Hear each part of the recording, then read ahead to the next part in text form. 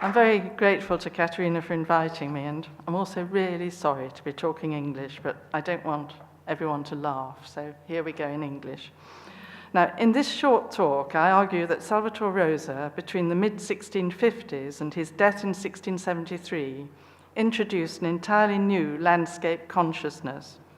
I have elsewhere written quite extensively on how Rosa responded to the novità and meraviglia of the Galilean universe, and at the same time sought in contemporary prose and in the aesthetics of antiquity a new symbolic language. Now, I'm not today going to repeat this material, but I've chosen to privilege out of my material one topos from his art, and this is that of the heroic tree, and I hope to show how this alone carries much of the emotional weight of his art. Now, in a sense, my paper is a plea for the poetry of Salvator Rosa's art. It's a very English paper, really, and what I want to do is suggest how emotionally moving Rosa's landscapes are. And I hope to encourage the viewer to move beyond the easy descriptions of late Baroque or proto-romantic to a new appreciation of an aesthetic that lies between Baroque astonishment and the transport of the 18th century sublime. Now, what I've done to make this, I hope, fairly easy to follow is I've structured my talk around 3 pictures only, and these are the 3 paintings. First of all, the landscape with St. John the Baptist pointing out Christ, the top painting, which is in the art gallery in Glasgow. Below, Mercury and the Dishonest Woodman, and to the right, the Augurers. And I've used here the print because although Caterina has published the painting which has reappeared, it's quite difficult to get a good enough image, so I'm using here the English print of the painting of the Augurers. Now, in the first painting, the landscape with John the Baptist pointing out Christ, the dead tree symbolizes very strikingly the passing of the pre-Christian world. It leads to a hope of salvation and to the light of the distant Christ. The 2 later paintings move from the Christian to the ancient world, and they show different classical models for the sacredness of trees. On the left, there is the dark mass, this is a quote from Ovid, or grove of trees, eerie and mysterious, whose age and density instinctively provoke religious awe. And in the second, there is the single monumental tree, notable for its size, perhaps for its beauty, or perhaps for its kind of extraordinary, monstrous presence, and for the aura of primeval antiquity which it gives off, and which seems to reach back to the origins of the world. So these are my 3 images, and I'm going to structure the rest of this short presentation around these 3 paintings. Now, in 1650, Salvator Rosa had returned to Rome after a decade in Florence, where he had already won a reputation as a landscape painter. And I just want to put these 2 images on because I think they kind of recall what Rosa was doing in Florence, and they set the tone for how he changes when he gets to Rome in 1649. Now, one of these images is a painting from Budapest, which is very typical of Rosa's Florentine landscapes. Now, it's picturesque with crumbling rocks, a very beautiful rock arch, a river winding off into the distance, a pretty traveller in the foreground. And I think one can see here from the comparison with the Flemish print by Sadeler that Rosa here is very much steeped in the kind of picturesque qualities of 16th century Flemish art. And I wanted to put this on here because at the end of my talk, I'm going to return to the theme of Rosa's interest in 16th century Flemish prints. But this is really the beginning of Rosa's landscape style. Now, what happens after this is that in the 1650s, Rosa is in Rome, and here he abandons really his interest in Flemish landscape, in Dutch landscape, and he starts instead rivaling the landscapes of Gaspar Duguay, of Nicolas Poussin, of Claude Lorraine. Now, in this decade, all 3 of these artists were painting majestic, rocky landscapes, and all 3 of them are interested in the landscape frescoes by Polidoro da Caravaggio in San Silvestre al Quirinale.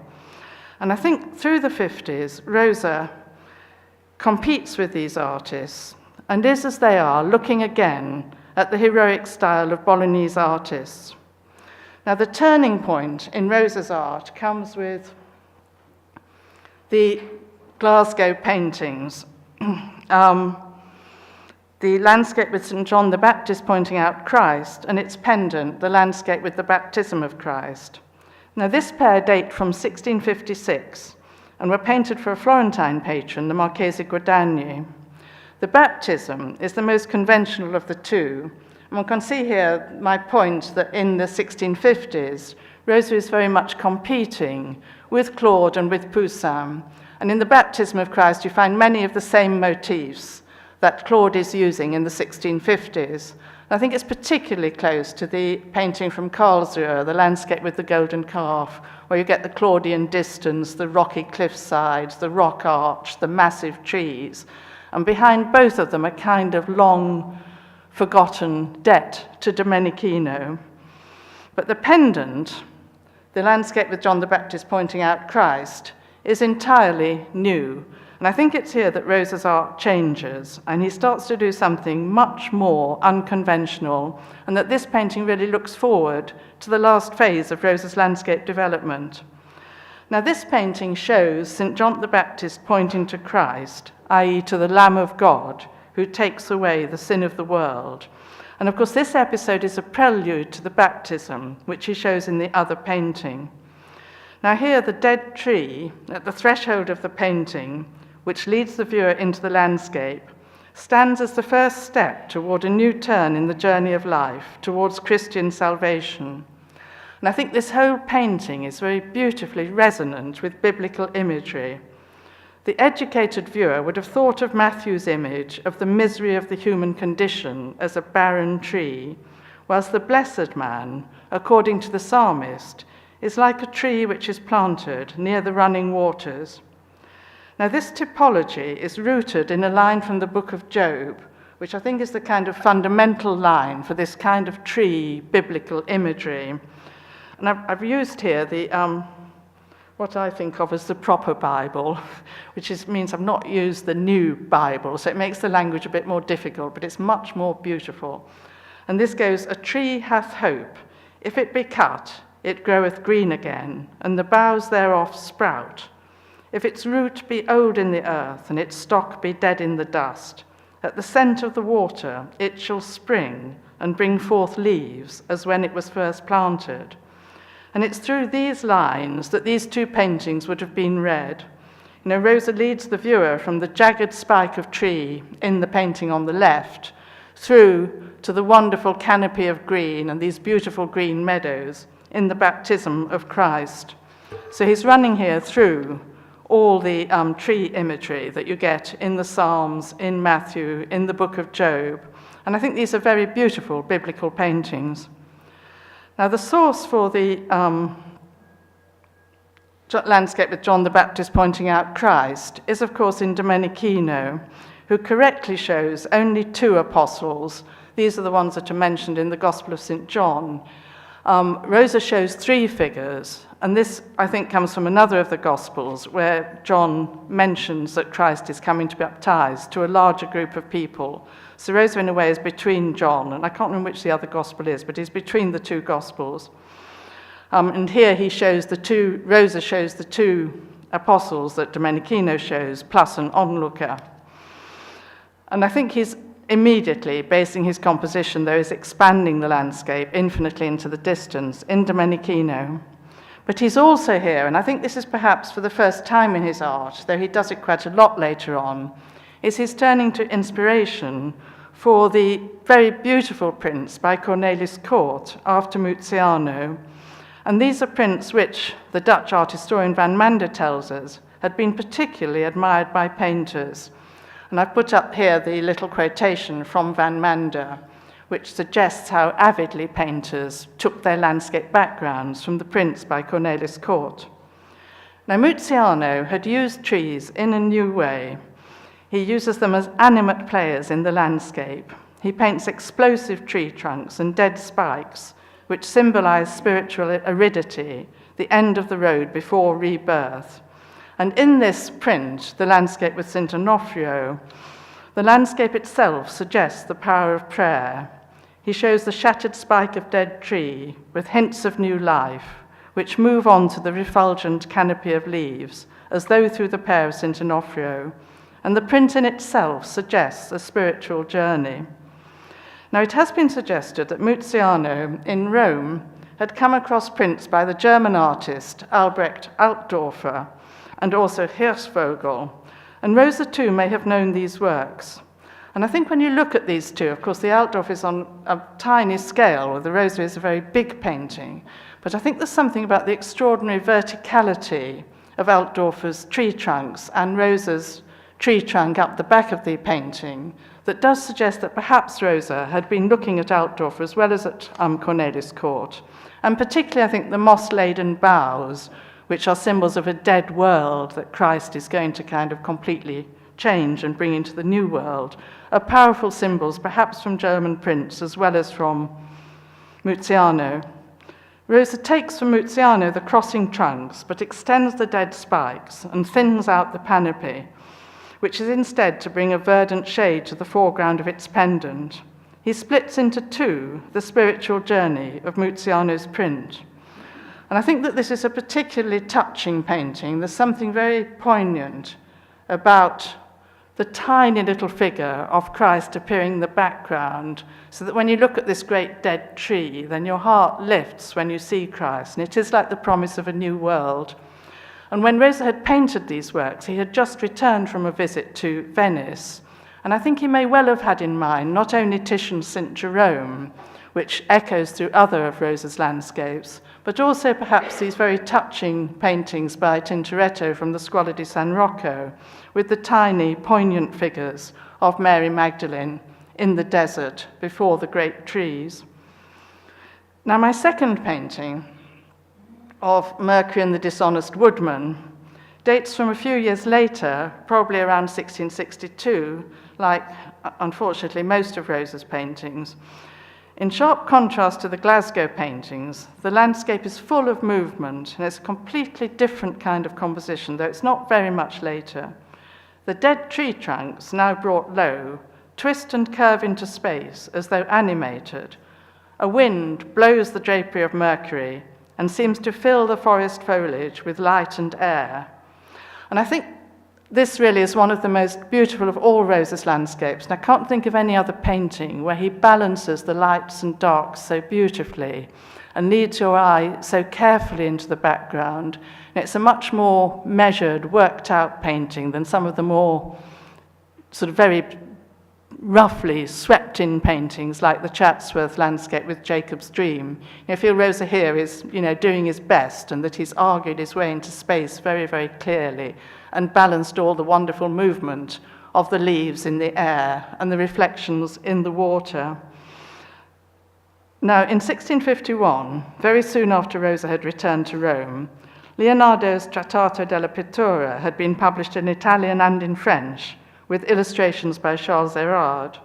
Poussin Cassiano dal Pozzo had played a significant role in this story, and Rosa moved very much in the same circles. And I think that this painting very much shows the influence of Leonardo, and particularly of the illustrations that Charles Erard did to all Leonardo's Trattato. Now, Rosa may well have been interested in the Trattato before its publication, and Caterina, in her book, has some very interesting comments on the copies of the Trattato that are circulating around Florence and what Rosa may have taken from them.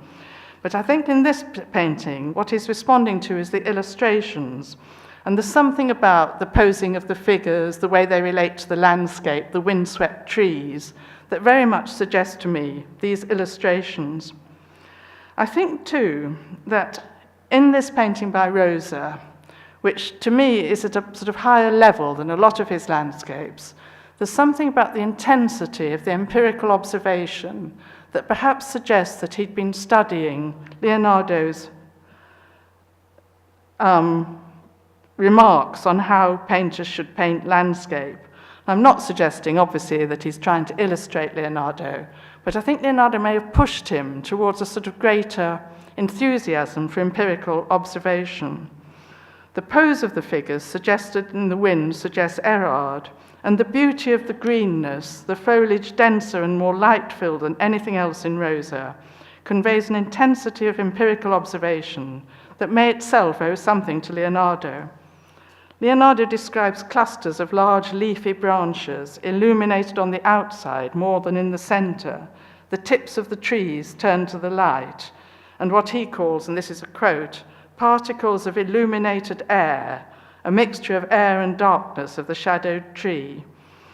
And I think to strengthen this point is the fact that Gaspar Duguay, at very much the same date, is also painting very large landscapes for the same patron. This is for the Colonna Gallery, which also, I think, show a very direct and, in Duguay's case, much more obvious influence from Leonardo. Duguay is following very precisely Leonardo's instructions on how to paint a storm. He's showing trees, their branches twisted out of their natural direction, their leaves battered and turned upside down, men with their hands before their eyes because of the dust. And this underlines, I think, how current Leonardo was in 1650s Rome. Now, this pair of paintings, with forest, mountain, waterfall, all icons of the classical sublime, convey a sense of wonder at the wildness of nature that finds a very close parallel in poetry and prose of this date. Now, when you look at Italian poetry through the 17th century, right up to the late 1640s, early 1650s, the dominant descriptions of landscape are pastoral. It's the idea of the locus amenus that rules everything, the idea of a natural world that is idyllically beautiful, the world of Virgil and Horace. But from the late 1650s and 1660s, Marinistic poets had begun to create scenes of mountain horror that moved beyond the Baroque love of novità to suggest a new emotional response to the grandeur of mountain ranges. There is Virginio Cesarini's description of the immense amphitheatre of hills between the Tyrrhenian Sea and the Apennines. There is Claudio Aquilini's sonnet to the heights of the Apennines, which opens with a glimpse of hills reaching to clouds or stars, or Giovanni Ciampoli's evocation of wanderings in precipitous wildernesses of mountain crags.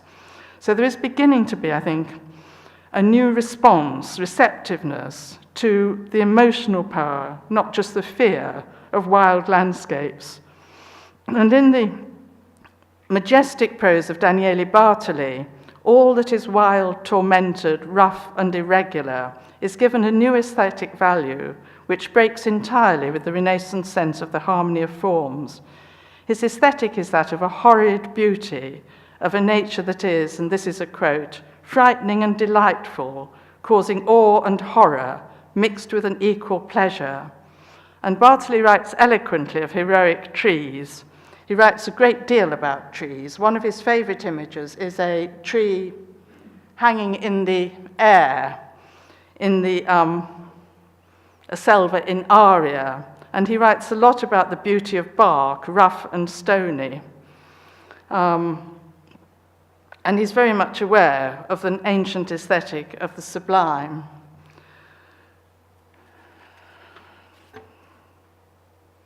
Oh, sorry, that should have come on earlier. I'm going dotty. Okay, forget that for a moment. Now, Bartoli is intensely aware of the ancient aesthetic of the sublime, and echoes of Senecan, Lucan, and Longinus run beneath the surface of his work. And this is a quote from Bartoli's Ricreazioni del Savio, which is published in 1659, just before Rosa paints his most eloquent paintings of trees and mountains. And Bartoli here is writing about the beauty of an old and ancient oak tree, of the branches which divide until it makes a selva pensili in aria, and quel orido una bellezza, in quel negletto an arte si ben intesa. And I think this is really the first time that you find a writer taking up Tasso's idea of beauty and wildness and expanding it to embrace a great deal of the natural world.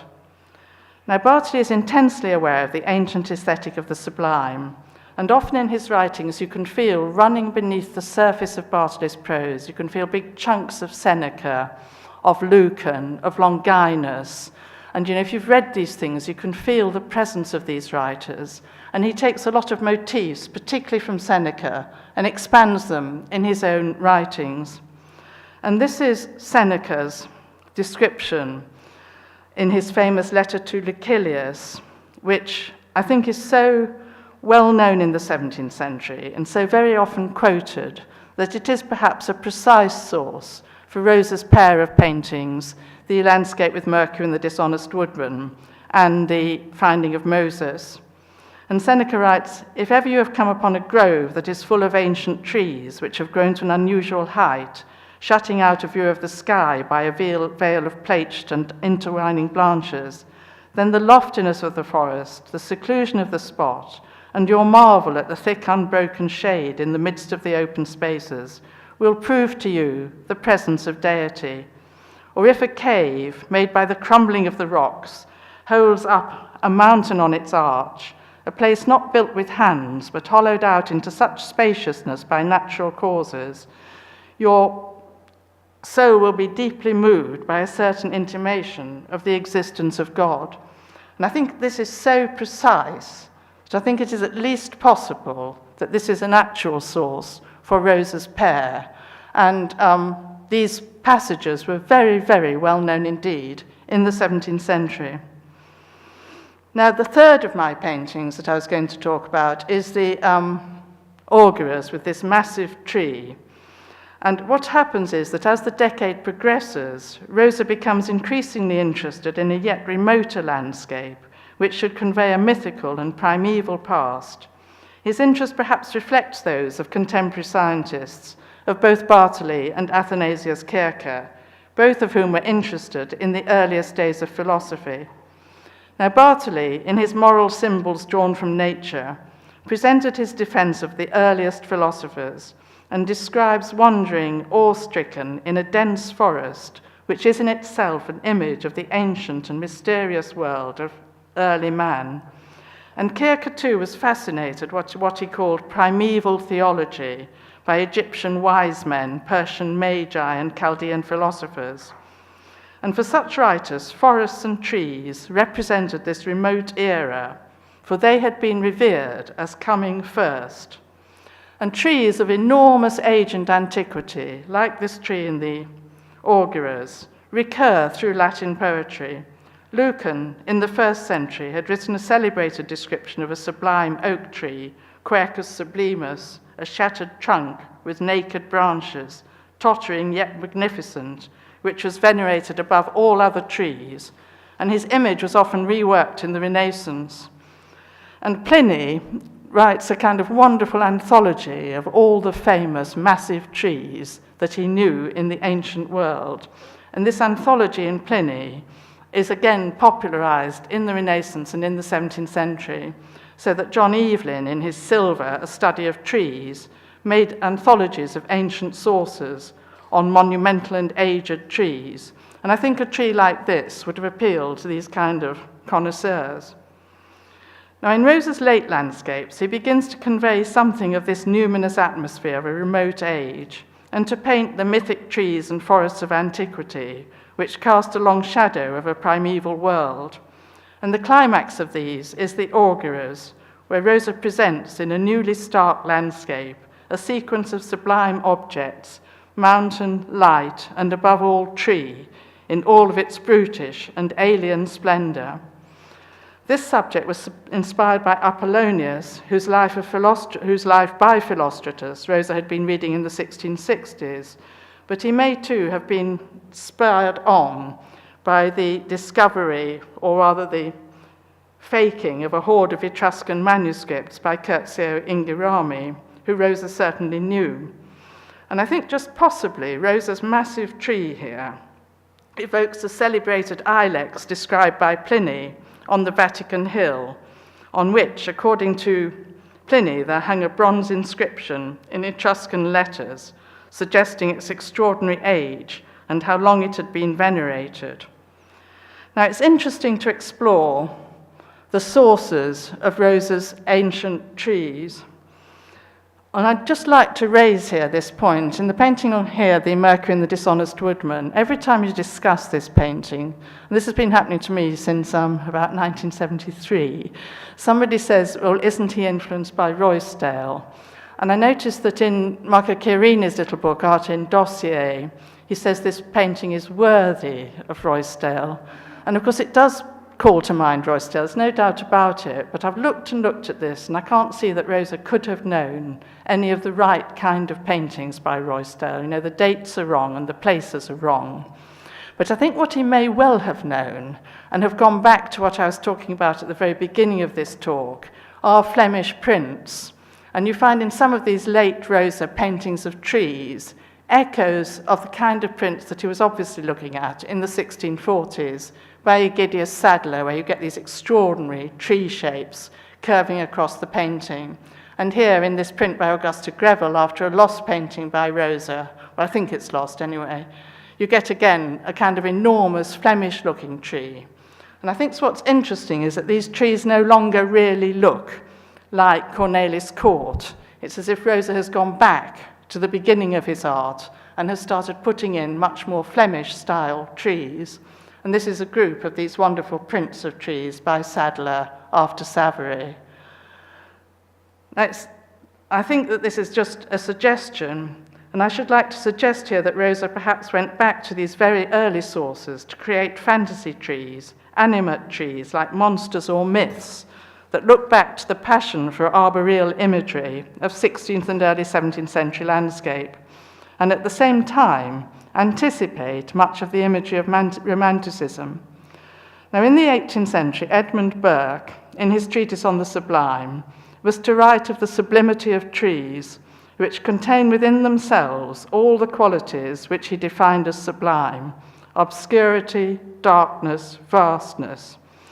And at much the same date, Vico, in The New Science, wrote that the celestial auspices, the signs in the sky, augurers, the lightning or the flights of birds, were the first of all languages. And Rosa's augurers really does seem to look forward to this passage in Vico. So I think that Rosa does truly anticipate aspects of the 18th century, but I hope I have suggested that his aesthetic is more interesting than this, and is more rich to explore in its own times than a somehow totally out of his own times precursor of other artists. Thank you very much. Non potevamo aspettarci insomma, niente di diverso di questa straordinaria, veramente grazie, straordinaria relazione che ci fa capire davvero quanto e come Salvator Rosa, come noi abbiamo appreso dal libro di Caterina e appreso dagli scritti di Helen, quanto sia diverso il suo modo di essere quando è a Firenze, quando torna a Roma, e quindi questo modo di farci capire oggi come si distingue proprio il modo di vedere, di rappresentare, di mettersi in rapporto tornato a Roma con i grandi artisti di paesaggio, come si confronta con questi e come la cultura che si formula in scrittura dia conto dell'importanza del paesaggio di Salvator Rosa. Era molto bella la citazione di Daniello Bartoli,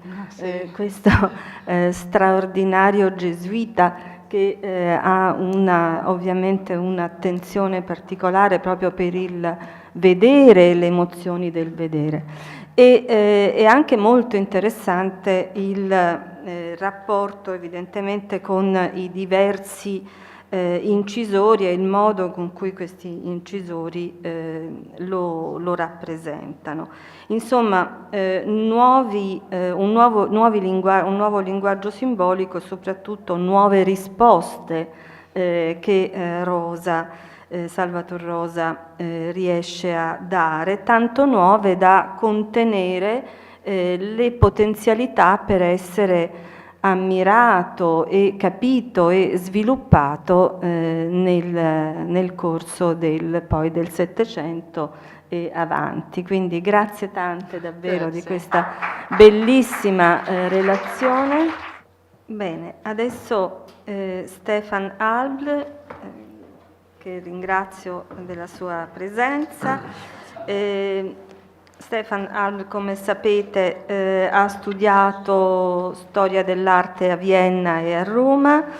Nel 2011 ha concluso gli studi universitari con una tesi di laurea sulla rappresentazione di San Girolamo di Dosso Dossi nel Kunsthistorisches Museum di Vienna.